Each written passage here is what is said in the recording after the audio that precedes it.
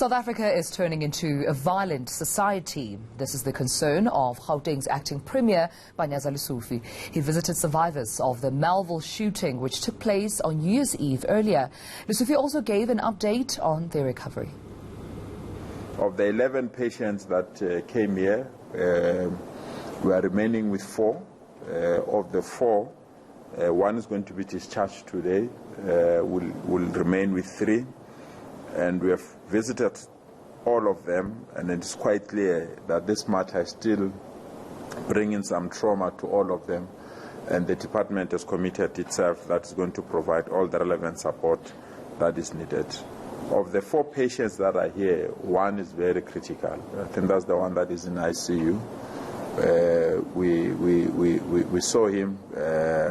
I think even the medical team, they've indicated that he's indeed in a difficult situation.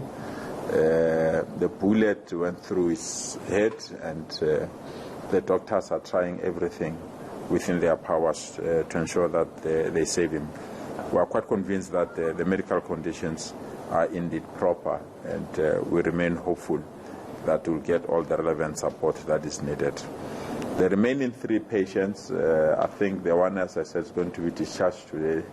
The other 2, in our discussions, they're just grateful that they're here, and they appreciate the facilities as well as the support from the medical team and everyone that has been given the relevant support. We are trying to get all the statistics about the province, but it's quite clear, this hospital alone, that it was indeed a violent festive season.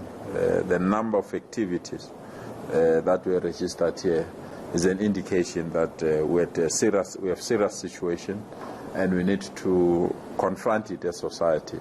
We can't have this kind of violent activities where people shoot at each other, step at each other, fight, and end up being in hospitals.